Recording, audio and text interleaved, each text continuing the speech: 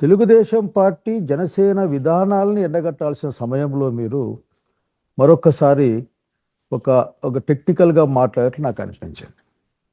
అట్లా మాట్లాడుతూనే మీరు ఒక 2-3 అంశాలని నా నా అంశంతో సహా ఒక 2-3 అంశాలను మీరు తడిమారు. అట్లా నాకు అనిపిస్తుంది, బాబు గారి ప్రభుత్వం ఏదైనా కొద్ది ఇబ్బందుల్లో ఉంటే మీరు ఏమైనా ముందుకు వస్తారా అని ప్రజలు అనుకుంటున్న నిజమేనేమో అనిపిస్తుంది నాకు.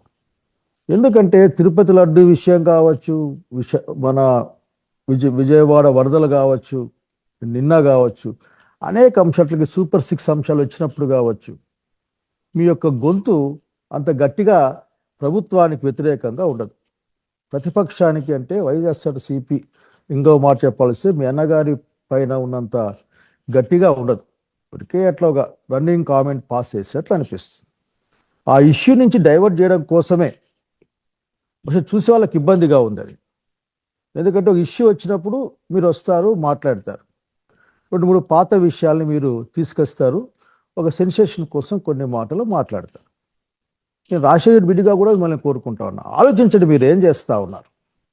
ఒక రాజకీయ పార్టీకి నాయకురాలిగా ప్రతిపక్షాలని ఐక్యం చేసుకోవడం, సెక్యులర్ వ్యవస్థల్ని ఐక్యం చేసుకోవడం, ముందుకెళ్ళడం అన్నది కదా ఈరోజు రాజకీయ కర్తవ్యం. అట్లా కాకుండా ప్రభుత్వానికి ఒకట్లా జార్దే మసగటారే జార్దే వేసేసి ప్రతిపక్షం మీద మీరు విరుచుకుపడ్డం మాత్రం నాకు ఆశ్చర్యంగా ఉంటుంది.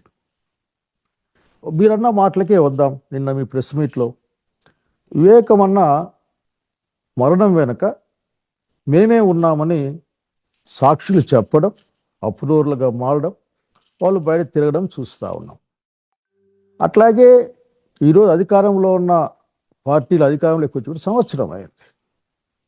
నిన్నటికి మొన్న వివేకమన్న పిఏ కృష్ణారెడ్డి గారు కూడా నన్ను చాలా ఇబ్బంది పెడతా ఉన్నారు, అసలు నన్ను తప్పుడు మాటలు చెప్పని సాక్ష్యాలు చెప్పని చెప్పారు అని ప్రత్యక్షంగా ప్రకటించారు. అది కూడా మీరు గమనించలేదా? సో మీరు అడిగేది ఒక్కటే, చట్టం ఉంది, ఒక నిష్పక్షపాతమైన విచారణ జరగాలి అని కోరుకోవడంలో తప్పేం లేదు. అట్లా కాకుండా మనకు మనమే నిందితుల్ని నేరస్తులుగా మార్చే ప్రయత్నం మాత్రం మంచిది కాదని నాకున్న అభిప్రాయం. అట్లాగే మీరు ఇంకా అనేక అంశాలు ఎప్పుడైతే ఇబ్బంది వస్తుందో, ఇబ్బంది వచ్చినప్పుడు ఆ మిథున్ రెడ్డి గారిను లేక అవినాష్ రెడ్డి గారిను మీరు ఒక విధంగా అట్లా కార్లు చేసే ప్రయత్నం చేస్తారు. ఇవన్నీ కూడా అసలు కరెక్ట్ కాదండి. ఎందుకంటే నేను మిమ్మల్ని అసలు ఇట్లా మాట్లాడాల్సి వస్తుందని అనుకోలే. మీరు ఇంకో మాట మాట్లాడారు. ఏం మాట్లాడారంటే, నా గురించి మాట్లాడుతూ అక్కడ అధికారం లేదు, డబ్బులే ఉన్నాయి, డబ్బుల కోసం పోయాడేమో శైలజనాథ్ అని చెప్పారు మీరు. నేను చాలా బాధపడ్డాను. అసలు ఇటువంటి మాట వినిపించాల్సి వస్తుందని అనుకోలే ఎప్పుడు కూడా. అక్కడికి నా చాలామంది సన్నిహితులు నాకు ఫోన్ చేసి ఈ విధంగా మాట్లాడుతూ ఉన్నారు.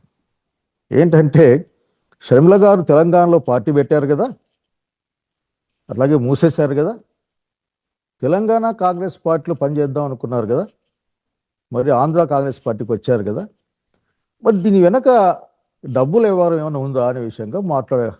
ఎందుకంటే మీరు డైరెక్ట్గా డబ్బుల విషయం మాట్లాడారు కాబట్టి. నేను ఒక మాట చెప్పాలనుకుంటా ఉన్నా, రాజకీయాలంటే డబ్బులు కాదు, రాజకీయాలంటే అధికారం కాదు, రాజకీయం అనేది ఒక ఫిలాసఫీ. ఈరోజు ఎన్డీఏ ప్రభుత్వాలకు వ్యతిరేకంగా అట్లాగే వాటి యొక్క భావజాలానికి వ్యతిరేకంగా నిలబడాలనుకునే అలాంటి వాళ్ళు ఉంటారు. దీన్ని మీరు అసలు మాట్లాడడమే అనవసరం, కానీ మీరు మాట్లాడే ప్రయత్నం చేశారు.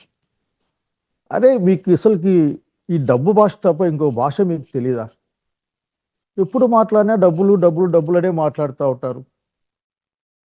ఇది కరెక్ట్ కాదని నా సలహా ఇది. అంతేగాని జనం మాట్లాడుకునే విధంగా. మొన్న అనంతపురం వెళ్ళాను, ధర్నా వస్తే అక్కడ అంటా ఉన్నారు, ఏమంటున్నారంటే మనకి కూటమి సపోర్ట్ ఉంది కదా అని మాట్లాడుకుంటా ఉన్నారు. నేనేమంటా అంటే, మీరు ఇవన్నీ మానేసేయండి. ప్రస్తుతం మీరు కాంగ్రెస్ పార్టీ అధ్యక్షురాలుగా ఉన్నారు, ఆ గౌరవంతో మాట్లాడుతూ ఉన్నాం మీ పట్లనే.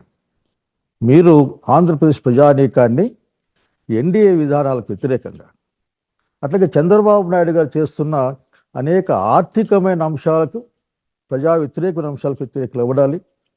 అట్లాగే ఎన్డీఏ ప్రభుత్వం యొక్క ప్రజా వ్యతిరేక విధానాలను మీరు ఎదుర్కోవాల్సిన అవసరం ఉంటుంది. ప్రతిపక్షాన్ని కాదు, చాలా గట్టి గొంతుతో మాట్లాడతారు. మీరు ఎంతసేపు ఉన్న జగన్మోహన్ రెడ్డి గారి గురించి మాట్లాడుతూ ఉంటారు. అసలు మీరు అర్థం చేసుకోవాల్సింది ఒక్కటే, మీ రోల్ ఏందో మీరు అర్థం చేసుకోవాలి.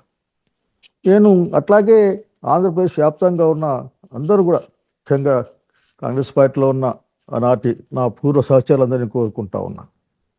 నేనైతే బాధపడ్డాను నేను. కాబట్టి ఈ డబ్బు భాష మానేమా, అసలు ప్రజల భాష మాట్లాడేది మీరు చేస్తే బాగుంటుంది.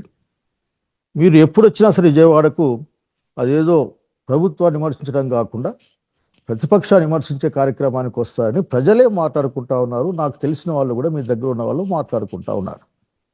ఇది ఎవరికీ మంచిది కాదు. అట్లాగే ముందు నేను ఇంకొక సింపుల్ విషయం చెప్పాలనుకుంటున్నాను. బాగా గుర్తుపెట్టుకోండి, పాలిటిక్స్ అనేది ప్రజల కోసం చేస్తాం, ఫిలాసఫీ కోసం చేస్తాం. ఆ క్రమంలో ఆఖరికి ఆ ప్రయాణంలో ఏమైనా పదవులు వస్తే పోతాయి. అంతేగాని వాటి కోసమే రాజకీయాలు మనం చేయమన్న సంగతి గుర్తుపెట్టుకొని కోరుతా ఉన్నా. డైవర్షన్ పాలిటిక్స్లో మీరు, రాష్ట్ర ప్రభుత్వం లేక వాళ్ళ యొక్క డైవర్షన్ పాలిటిక్స్లో మీరు భాగం కావద్దని నేను కోరుకుంటా ఉన్నా.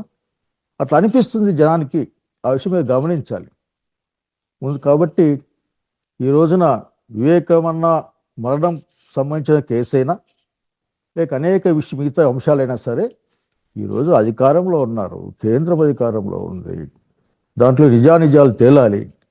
అందరూ కోరుకుంటా ఉన్నాం. ఒక అమాయకుల్ని లేకుంటే ఒకరిని ప్లాన్ చేసి దానికి ఇచ్చాల్సిన అవసరం లేదు.